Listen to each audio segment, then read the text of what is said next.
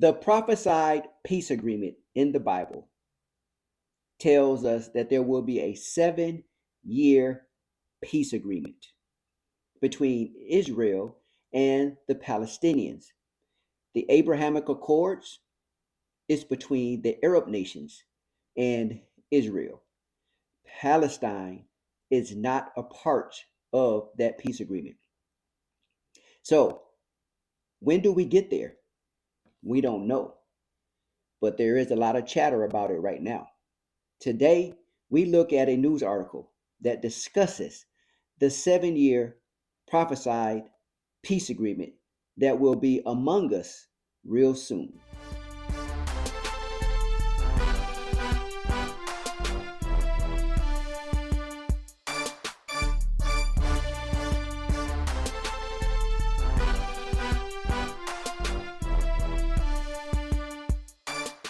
We have an article today talking about Israel and the Palestinian peace agreement.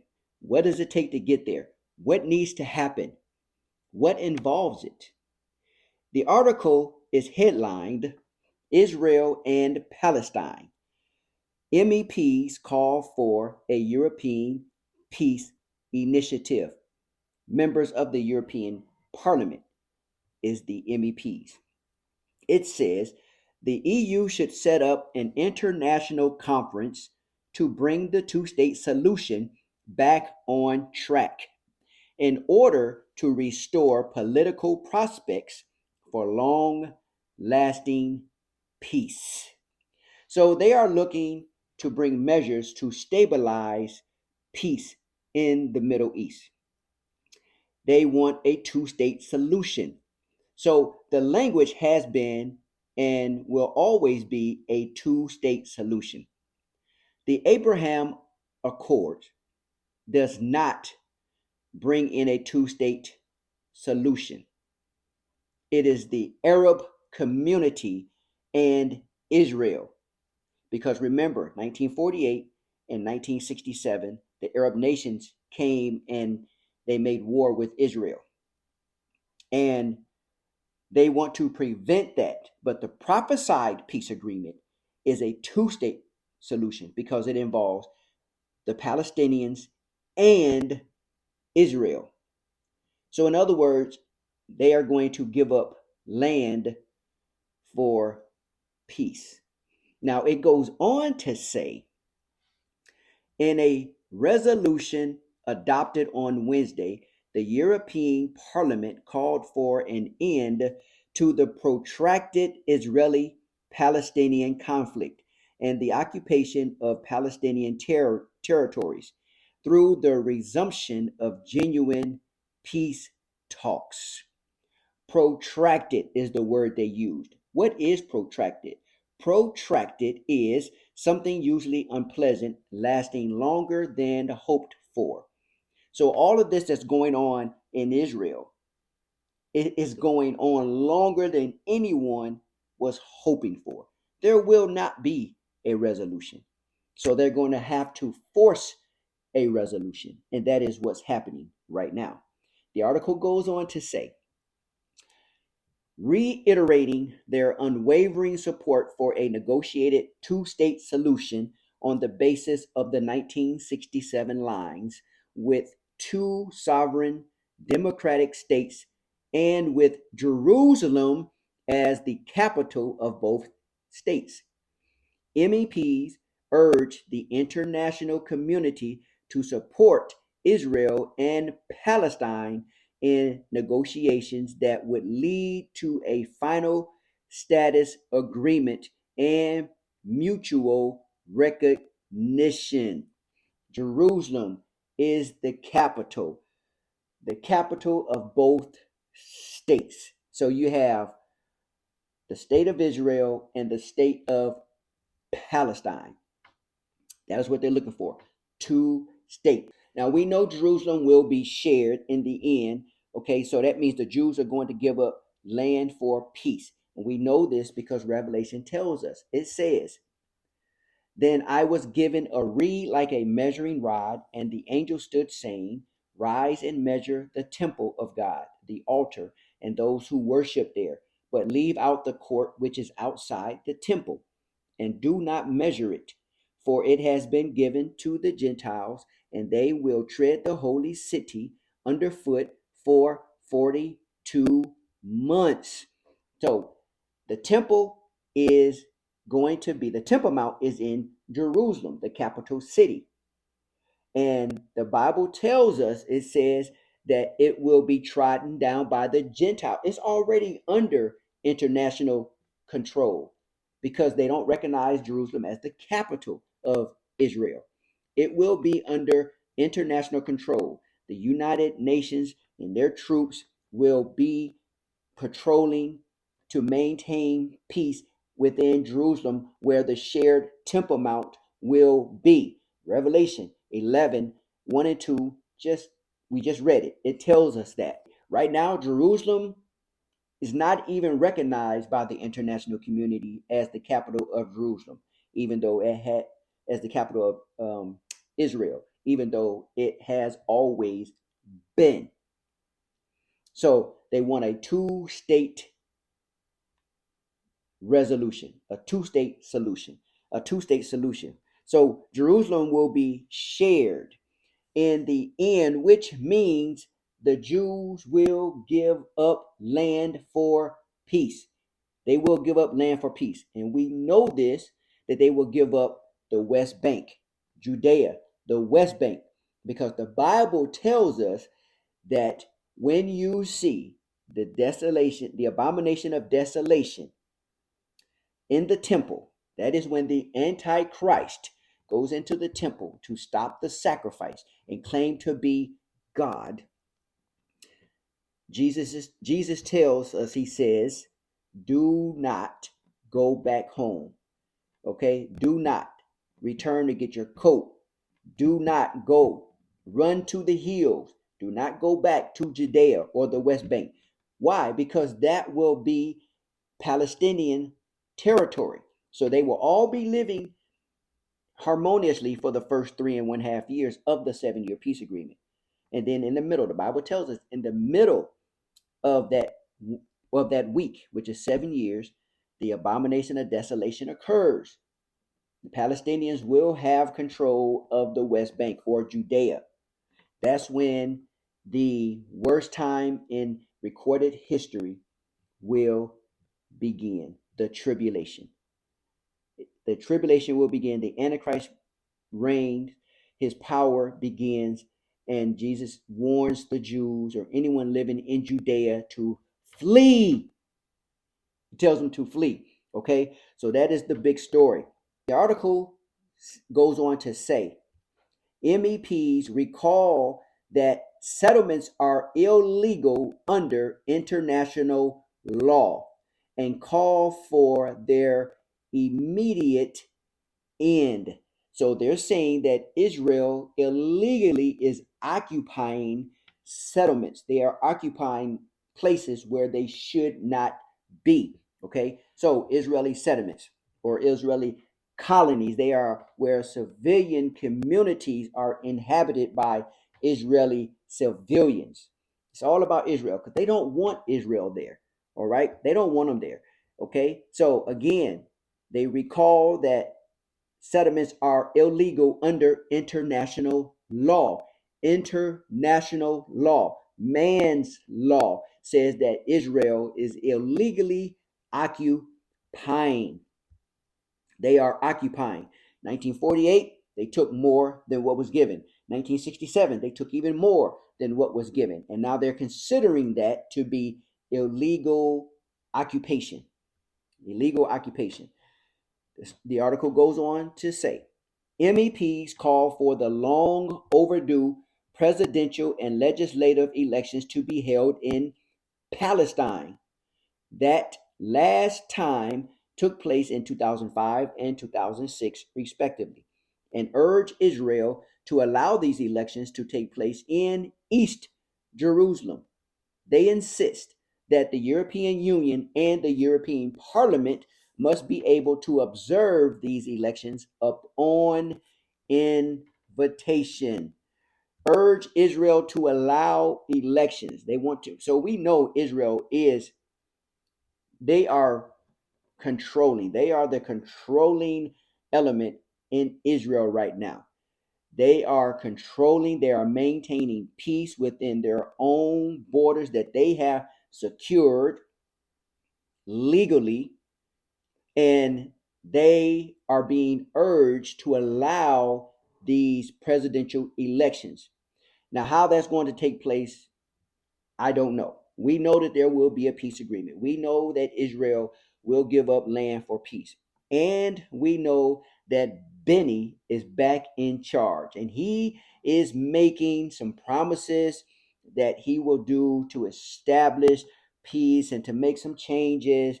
And not everybody is happy about Benjamin Netanyahu being back in charge as the prime minister. Okay, so we will see how that's going to play out, and and how everything comes and culminates to this 7-year peace agreement. Now, the article goes on to say, finally recognizing UNRWA's role in providing Palestinian refugees with vital services, MEPs reiterate the importance of education in building prospects for a two-state solution. They stress that all school books and school materials supported by European Union funds must be in line with UNESCO standards of peace and tolerance in the EU. Funding will have to be suspended if there is clear and substantiated evidence of misuse. Okay, so now here we have to understand UNESCO. Who is UNESCO? That is part of the UN. Everything here is part of the UN. UNESCO is the United Nations Educational, Scientific, and Cultural Organization, which is a specialized agency of the United Nations aimed at promoting world peace and security through international cooperation in education, arts, science, and culture. So the UN has their hands in all of this. Now we know the UN is controlling Jerusalem. They are going to be the peacekeeping force in Jerusalem. They're not going anywhere. So the other entity, the UNRWA, who is that? The United Nations, the United Nations Relief and Works Agency for Palestine Refugees. So what do they do? What do they do? They provide direct relief and works programs for Palestinian refugees. The Palestinian refugees. So if Palestine is their home and that's where they belong, then who are the Palestinian refugees? A Palestinian refugee is any Palestinian who fled or was expelled or was forced into exile from his or her home in the area of historic Palestine. So when the Jews came back in 1948, the war, and then 67, they were expelled, they ran, they fled, and now they want to come back. But what are they coming back to? That is Israel's, that land belongs to the Jews. And that's what people don't understand. I did a lesson talking about this same thing, how they got the land, and how the land was a promise from God. And if you need to understand and believe that the Jews are wrong in what they're doing today, then you should click on the lesson. You should click on the lesson. The lesson is ready. You can click on it right now. Click it. It's right there. You can always come back to this lesson. All right. Now, for those of you who are still here, let's go on with the article. The article goes on to say, the Israeli government does not recognize Palestinian refugees' right to return and continues to say that Palestinian refugees and their descendants cannot be allowed to return to the homes and communities from which they were displaced because their return would be a threat to the maintenance of a continued Jewish demographic majority in Israel. So now the question becomes, do the Palestinians have a right to return to the place from which their ancestors were displaced? Do they have a right to return? Now, this is all coming from the United Nations page. This is the United Nations page. So, do they have a right? What do you think? Leave a comment. Let us know your thoughts. Do they have a right or do they not have a right? Continuing on with the United Nations page, it says Palestinian refugees' right to return to homes from which they were displaced is well established in international law. The first source of support for Palestinian refugees claims to a right of return is UN, United Nations General Assembly Resolution 194. The UN General Assembly Resolution 194. Here we go. Mankind, thinking they have authority to control what has already been established in Israel.